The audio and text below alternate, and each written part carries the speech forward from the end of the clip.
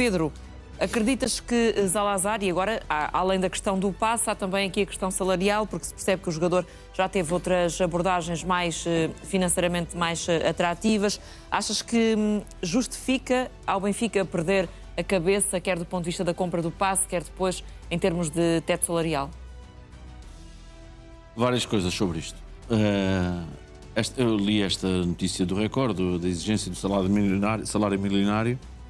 Eu também exigia, com 26 para 27 anos, sendo uma das figuras da Liga, que fosse ganhar 4 ou 5 milhões de euros por ano. E eu digo 4 ou 5 porquê? Porque ele ganha, e vou dizer bem, depois podem replicar e fazer o que quiser, 800 mil euros brutos no Braga por ano. E, portanto, 26 para 27 anos ganha 800 mil euros por ano brutos. Dá à volta de 400 mil euros. Não é que ele ganhe mal. O português está a ouvir isto e diz, lá está, aquele anormal, ganha muito. Mas, claro, 800 mil euros no Benfica ganham os meninos.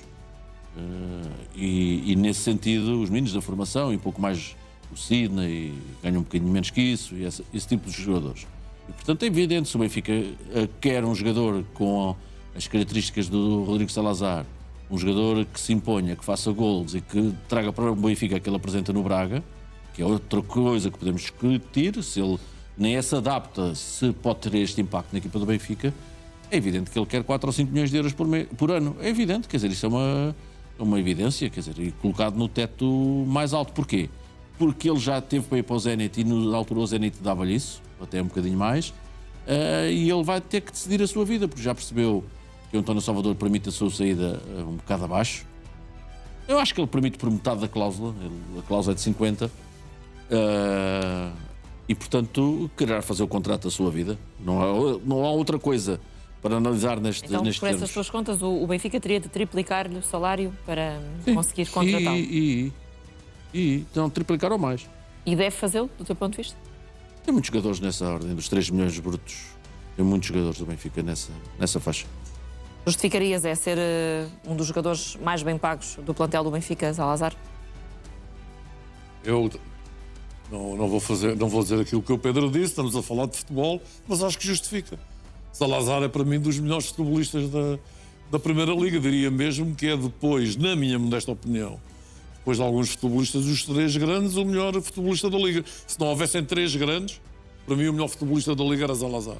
Faz a diferença, é um futebolista com grande potencial, agora já se percebeu que dá prioridade, como diria José Mourinho, à pasta. E tem a ver com a questão, a pasta, mas não é pasta dentífrica, nem pasta massa, é dinheirinho. E tem a ver com o facto de ele ter a idade que o Pedro salientou, vai a caminho dos 20. Estamos a falar de propostas da Arábia Saudita, claro. Enfim, Há muito lado. Claro. Pode ser difícil às equipas portuguesas, não é? Ou mesmo já se percebeu que o Zalazar, neste momento, o que lhe interessa é garantir o seu futuro.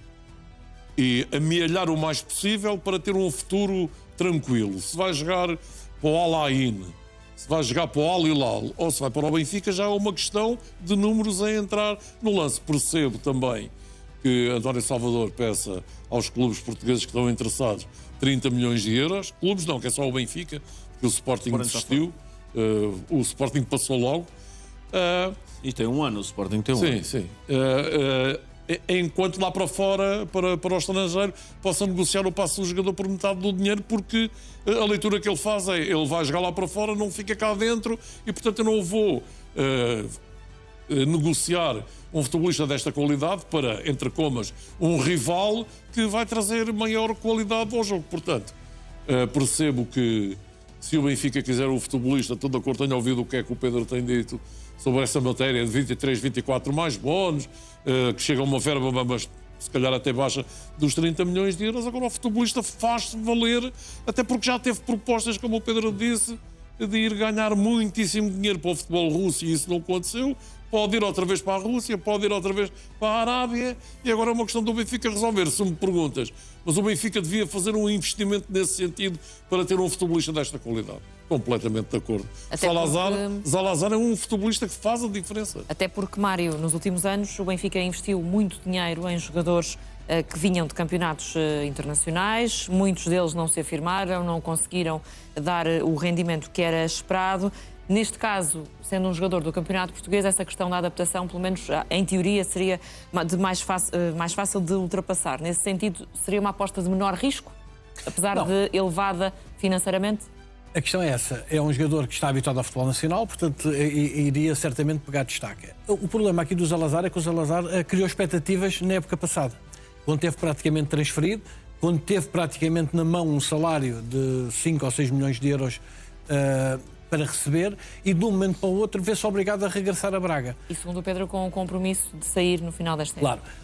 Depois, há aqui duas questões. O Braga, para já, a pensar em vender ao Benfica, já se percebeu que António Salvador não vai fazer descontos nenhuns. E, portanto, pedir 30 milhões, se tu me dizes, é muito. Mas nós compararmos o Luque Bacchio ao Richard Rios, se calhar, até faz sentido. Depois há aqui outra questão. Imagina o Sporting Braga com mais 30 milhões de euros e com a possibilidade de ainda estar presente numa Liga dos Campeões. Se ganhar hoje e se for à final, e se ganhar a final da Liga Europa. O que é que isso vai criar? Naquela época que os grandes estão a esfregar as mãos porque vai dar para os 3, não vai dar para os 3, porque o Braga, com esta capacidade financeira, pode entrar nessa luta e pode complicar as contas aí aos 3 grandes também. E, portanto, muitas vezes não se contrata no futebol nacional, que é para não dar armas ao adversário. É isso. 30 milhões de euros no Braga pode criar problemas ao Benfica, pode criar problemas ao Sporting, pode criar problemas ao Porto. E, portanto, o Braga tem caixado muitos milhões e está por isso é a que 20 e tal. Imagina o que é. Por isso é que eu estou a dizer, imagina o Braga a garantir a ganhar a Liga Europa, a estar presente com 40 milhões da Liga dos Campeões. O Mário aumentou imenso. Tem equipa suficiente para poder depois entrar naquela luta pelos 3. Quando eles estiverem a achar que isto vai ser só os 3 grandes a esfregar as mãos, pode entrar um Braga que vem criar aí uma pedra no sapato. E é verdade que normalmente, Gonçalo, não se fala em valores tão elevados entre clubes portugueses, provavelmente por isto que o Mário acabou de explicar, mas neste caso o Benfica deve fazer tudo o que estiver ao seu alcance para contratar Zalazar? Depende do que é que estamos a falar. Se olharmos só ao Zalazar, eu digo que sim, é um jogador incrível e que acho que qualquer... Não, se olharmos à Floresta, mas depois à Floresta para mim é que é a crítica, porque aquilo que aconteceu com o Luque Bacchio não se retirou rendimento, com o Rios não se retirou rendimento, com o Sudakov não se retirou rendimento, não sei se já disse o Luque Bacchio, Ivanovic não se retirou rendimento. Quando contrataste, vamos só fazer um exercício, em 22, 23, creio, foi quando chegou um Enzo Fernandes ali. Acabou por pagar 43 ou 44 milhões. Porquê? Porque tinha 22 aninhos. Com o quê? Com a possibilidade ou com a convicção que vai vender mais tarde, vendeu por 121 milhões. Nesse mesmo ano, chegou um outro jogador que não tinha 22, tinha 27, com 13 milhões, chamado Orsnes, sem ambição de uma futura venda. Ora, este vai chegar com 27, por 30 milhões. Ou seja, tu estás a dizer que vais pagar 30 milhões por um jogador que não tens grande ambição de vender futuramente. Vamos ainda a um outro tema que diz respeito ao Futebol Clube do Porto. Há 3 clubes ingleses interessados em Victor Froholt. São eles Arsenal, Liverpool e Newcastle. De acordo com o jornal dinamarquês Bold, estes 3 clubes estão a equacionar a contratação do médio do Futebol Clube do Porto, decisivo no sucesso da equipa comandada por Francesco Farioli. Já não é de agora que a SAD do Futebol Clube do Porto recebe contactos exploratórios do internacional dinamarquês, que está blindado pelo Futebol Clube do Porto, tem contrato até 2030 e uma cláusula de rescisão de 85 milhões de euros. Froholt já disse publicamente que queria continuar no Futebol Clube do Porto. Uma delas aconteceu já depois da festa do título, quando questionado pelo jornal Record. Na altura disse que adoraria continuar no clube e jogar a Liga dos Campeões. Disse também que é muito feliz e já se sente em casa no Futebol Clube do Porto. Mas ainda assim, Mário, poderá sair Froholt perante o assédio de um destes clubes? São clubes, olha, pelo menos têm olho para ver o que é bom jogador. 85 milhões parece muito, o valor da cláusula de rescisão, mas é possível, por um valor de 60 ou 60 e picos, se calhar vai. É um daqueles jogadores que têm deixado a sua marca, é dos jogadores que têm tido um papel muito importante na equipa e, acima de tudo, foi daqueles que mostrou um grande poder de adaptação. Pegou destaca na equipa, chegou, começou a jogar, começou o futebol a fluir. Portanto, é daqueles jogadores que a mim me parece claramente que está talhado para voos mais altos do que o Futebol Clube do Porto. Podem estar, Pedro, descansados os adeptos do Porto? Descansados. Primeiro, o Porto vai fazer as condições com que ele está blindado. Então vamos lá falar só um minuto, permites-me, de Vítor Froholt. Primeiro, o Porto vai propor uma renovação de contrato, acertando o salário dele, aumentando consideravelmente, tendo em conta o impacto que ele teve na equipa e aumentando um bocadinho a cláusula de rescisão. Isso é a ideia do Porto. Segunda ideia que eu quero aqui deixar, entre outros, o Porto vai receber propostas por Vítor Fraolto e por Diogo Costa. E, portanto, isto tem a ver um bocadinho o que é que os empresários pensam para a vida de cada um deles e a influência que podem ter ou não. Para convencer o Diogo que tinha que ser uma equipa de topo, para convencer o Fraolto, que falaste são equipas de topo, estamos a falar de um miúdo que faz agora rigorosamente um ano aqui no NAU, demos a notícia que ele iria ser reforço do Porto. Tenho poucos segundos para o Gonçalo e para o Zé, rapidamente. Podem estar descansados ou não os adeptos do Porto? Poucos Para mim ou segundos. para o Zé? Para os dois, podes começar. Para mim é rápido. Ao mesmo tempo? Exato. Para mim é muito rápido.